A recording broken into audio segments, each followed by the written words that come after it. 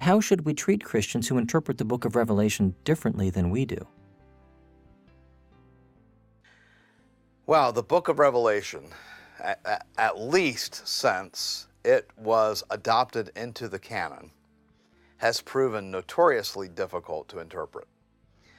The early church fathers had good, solid church tradition evidence that the book of Revelation was written by the Apostle John, but because they didn't understand what it meant, they were so puzzled by the meaning of its visions, it almost didn't get into the canon. Now, of course, by God's providence, they're discovering what's canonical, not determining.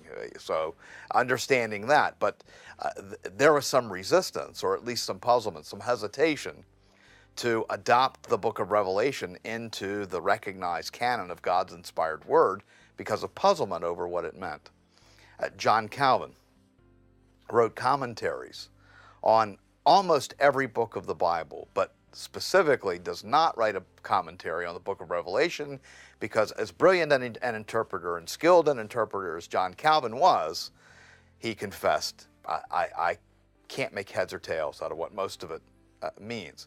So with that kind of background, we probably should approach the book of Revelation with a certain level of humility, with a certain recognition that there are puzzling elements there. It's highly inappropriate for anyone to come to the book of Revelation, declare themselves wise. I mean, I know that there's a couple of phrases in Revelation that say, let him who is wise recognize.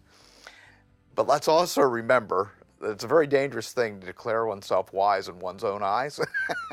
So don't be too quick to identify yourself as the one that's wise that can interpret Revelation. It may be wisest for us all to approach the book of Revelation, recognizing that it's God's inspired word, but there are elements in it that will likely remain puzzling until Jesus comes back. We know in hindsight that no one saw the prophecies regarding the Messiah and the Messiah's first coming being fulfilled the way they were fulfilled. Some interpreters recognized, well, there are two sets of descriptions, whether he's going to be suffering or whether he's going to be victorious, but they didn't know. Some thought, well, maybe it depends on whether we're obedient or disobedient as to which one he'll be. But no one saw one Messiah, two comings. No one saw a Messiah coming as God-man who would rise from the dead and fulfill the other ones in the second coming or something.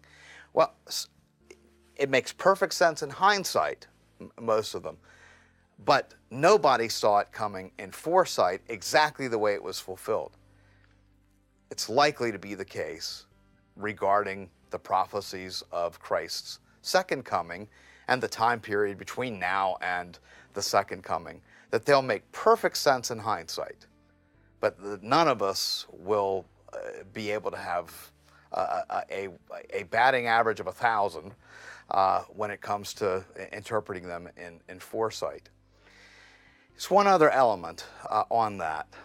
One of the unfortunate byproducts of the modernist-fundamentalist controversy of the early 20th century was that the premillennialist stream among the early fundamentalists believed that one of the fundamentals should be considered the second coming of Christ, by which they assumed a second coming in which a 1,000-year earthly kingdom would be set up, such that they mistook those who did not affirm a premillennial return, but did affirm a bodily return, mistook them as liberals, those who denied authoritative teaching of Scripture and whatnot.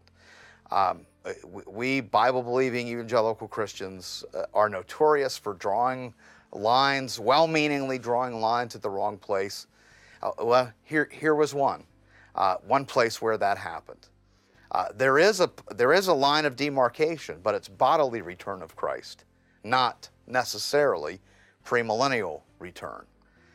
recognizing that biblical prophecy and its interpretation is an area where we should really just allow more latitude to one another, have good, robust discussions, disagreements, arguments, but with the understanding that the authority of Scripture isn't at stake.